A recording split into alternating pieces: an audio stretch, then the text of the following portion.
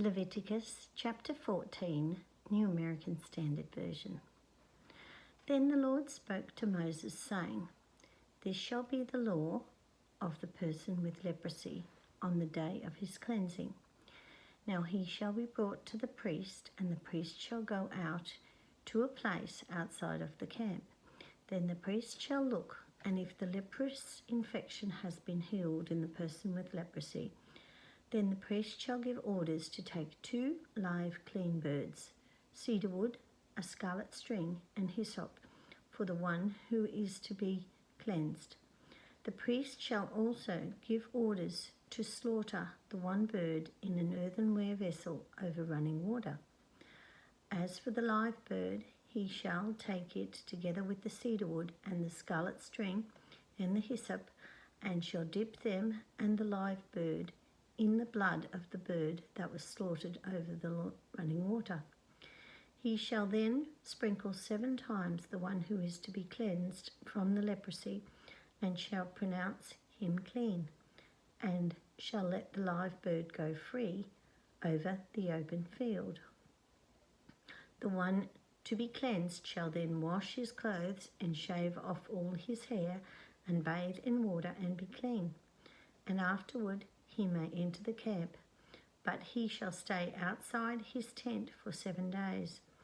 Then it shall be on the 7th day that he shall shave off all his hair. He shall shave his head and his beard and his eyebrows, even all his hair. He shall then wash his clothes and bathe his body in water and be clean. Now on the 8th day he is to take 2 male lambs without defect, and a yearling ewe lamb without defects, and 3/10 of an ephah of fine flour, mixed with oil as a grain offering, and 1 log of oil. And the priest who is going to pronounce him clean shall present the person to be cleansed and the offering before the Lord at the doorway of the tent of meeting.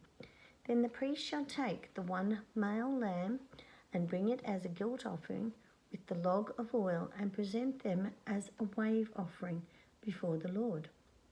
Next he shall slaughter the male lamb in the place where they slaughter the sin offering and the burnt offering, at the place of the sanctuary, for the guilt offering, like the sin offering, belongs to the priest. It is most holy.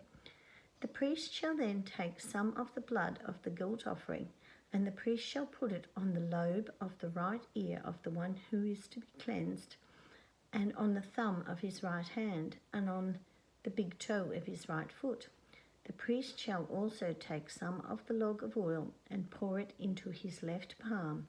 The priest shall then dip his right hand finger into the oil that is in his left palm, and with his finger sprinkle some of the oil 7 times before the Lord. Of the remaining oil which is in his palm, the priest shall put some on the right ear lobe of the one to be cleansed, and on the thumb of his right hand, and on the big toe of his right foot, on the blood of the guilt offering. As for the rest of the oil that is in the priest's palm, he shall put it on the head of the one to be cleansed. So the priest shall make atonement on his behalf before the Lord. The priest shall next offer the sin offering and make atonement for the one to be cleansed from his uncleanness. Then afterwards he shall slaughter the burnt offering. The priest shall offer up the burnt offering and the grain offering on the altar. So the priest shall make atonement for him, and he will be clean. But if he is poor and his means are insufficient, then he is to take 1 male lamb for a guilt offering as a wave offering to make atonement for him, and 1/10 of an ephah of fine flour mixed with oil as a grain offering, and a log of oil, and 2 turtle doves or 2 young doves which are within his means. The one shall be a sin offering, and the other shall be a burnt offering. Then on the 8th day he shall bring them for his cleansing to the priest at the doorway of the tent of meeting before the Lord. The priest shall take the lamb of the guilt offering and the log of oil, and the priest shall offer them as a wave offering before the Lord. Next he shall slaughter the lamb of the guilt offering, and the priest is to take some of the blood of the guilt offering and put it on the lobe of the right ear of the one to be cleansed, and on the thumb of his right hand, and on the big toe of his right foot. The priest shall also pour some of the oil into his left palm, and with his right hand finger the priest shall sprinkle some of the oil that is in his left palm 7 times before the Lord. The priest shall then put some of the oil that is in his palm on the lobe of the right ear of the one to be cleansed, and on the thumb of his right hand, and on the big toe of his right foot, on the place of the blood of the guilt offering. Moreover, the rest of the oil that is in the priest's palm he shall put on the head of the one to be cleansed, to make atonement on his behalf before the Lord. He shall then offer one of the turtle doves or young doves which are within his means, and he shall offer what he can afford, the one as a sin offering and the one as a burnt offering, together with the grain offering. So the priest shall make atonement before the Lord on behalf of the one to be cleansed.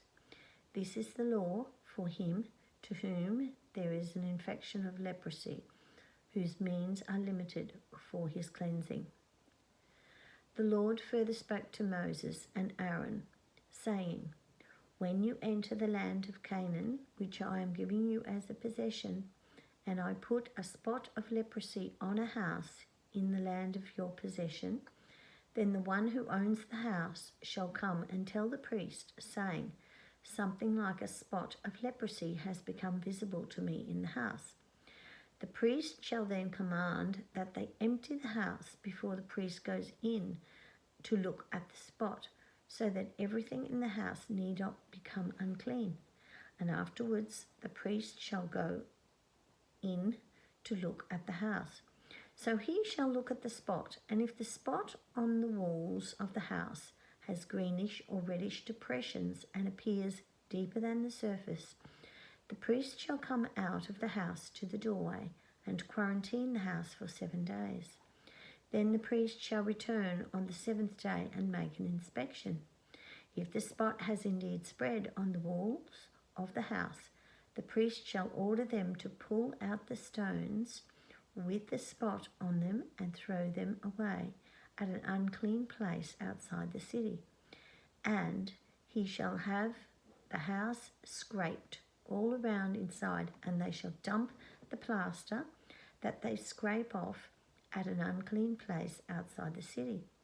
Then they shall take other stones and replace the discarded stones, and he shall take other plaster and replaster the house. If, however, the spot breaks out again in the house after he had pulled out the stones and scraped the house, and after it had been replastered, then the priest shall come in and make an inspection.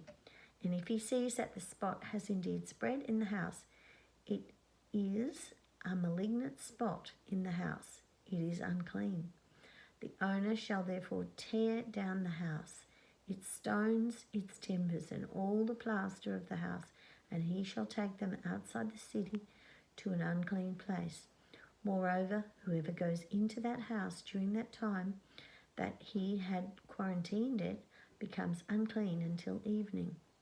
Likewise, whoever lies down in the house shall wash his clothes, and whoever eats in the house shall wash his clothes.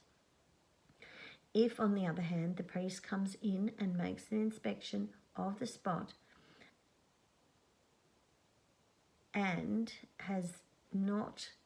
the spot has not indeed spread in the house after the house has been replastered, then the priest shall pronounce the house clean, because the spot has not reappeared. To cleanse the house, then, he shall take 2 birds, cedar wood and a scarlet string and hyssop, and he shall slaughter the one bird in an earthenware vessel over running water. Then he shall take the cedar wood, the hyssop, and the scarlet string with the live bird, dip them in the blood of the slaughtered bird, as well as in the running water, and sprinkle the house 7 times. So he shall cleanse the house with the blood of the bird and with the running water, along with the live bird, the cedar wood, the hyssop, and the scarlet string. However, he shall let the live bird go free outside the city into the open field. So he shall make atonement for the house, and it will be clean. This is the law for any spot of leprosy, even for a scale, and for a leprous garment or house, and for a swelling, for a scab, and for a bright spot, to teach when they are unclean and when they are clean. This is the law of leprosy.